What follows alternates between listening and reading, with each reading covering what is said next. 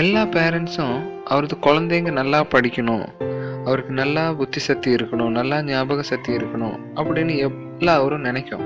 குழந்தைங்க வந்துட்டு அவர் கேட்குற சாப்பாடு இப்போ ரொம்ப டிஃப்ரெண்ட்டாக இருக்குது. அவர் கேட்குறது பர்கரு, பிஸ்ஸா, ப்ரெட்டு, ஜாமு என்ன கேட்குறதோ அது எல்லாருமே பேரண்ட்ஸ் வாங்கி கொடுக்கும்.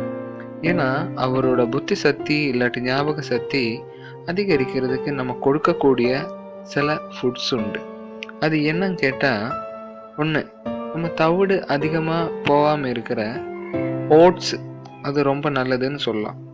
ஏன்னா அதில் ஃபோலேட்ன்றது தாராளமாக இருக்குது. மூளையோட எருப்பு ஆயில் அப்படின்னு வேணால் சொல்லலாம். அதில் ஃபைபர் தாராளமாக இருக்குது. அது விட்டால் வைட்டமின் இ, வைட்டமின் பி, அதை விட்டால் சிங்கு, இது அதிகமாக இருக்கிறதுனால புத்தி சக்தி அதிகரிக்கிறதுக்கு நல்லது.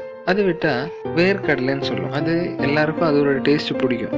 குழந்தைங்களுக்கு அதோட டேஸ்ட்டு பிடிக்கல அப்படின்னா கூட இந்த வேர்க்கடலை சேர்ந்த ஸ்வீட்ஸ் இருக்குது. இல்லை அது விட்டால் நமக்கே வீட்டில் தயார் பண்ணுற மாதிரி வேர்க்கடலை மசாலா வேணும்னா பண்ணிக்கலாம். இல்லை பீனட் பட்டரு, அப்படி இது சேர்ந்தது எது வேணாலும் நமக்கு குழந்தைக்கு கொடுக்கறதுக்கு ரொம்ப நல்லது. ஏன்னா இது வந்துட்டு குழந்தைங்களோட புத்தி சக்தி இல்லை ஞாபக சக்தி அதிகரிக்கிறதுக்கு தேவைப்பட்ட மெட்டீரியல்ஸ் தாராளமாக இதில் இருக்குது. அது விட்டால் முட்டை, அதில் கோழின்ற விட்டமின் தாராளமாக இருக்குது. கோழின் வந்துட்டு என்ன பண்ணுன்னு கேட்டால், நம்ம ஞாபக சக்தி அதிகரிக்கிற அந்த செல்ஸு டெவலப் பண்ணுறதுக்கும் அதோட ஆரோக்கியத்துக்கும் ரொம்ப நல்லது. அது விட்டால் ஸ்ட்ராபெரி, நம்ம பழங்க தாராளமாக ஃப்ரூட்ஸ் நம்ம குழந்தைங்களுக்கு வாங்கி கொடுக்கும். ஏன்னா அதில் ஸ்ட்ராபெரி நம்ம கூட வாங்கி கொடுக்கணும். ஏன்னா அதில் ஆன்டி ஆக்சிடென்ட் தாராளமாக இருக்குது. அது நம்ம ஞாபக சக்தி இல்லாட்டி புத்தி சக்தி அதிகரிக்கிறதுக்கு தேவைப்பட்ட மெட்டீரியல்ஸு தாராளமாக அதில் கூட இருக்குது.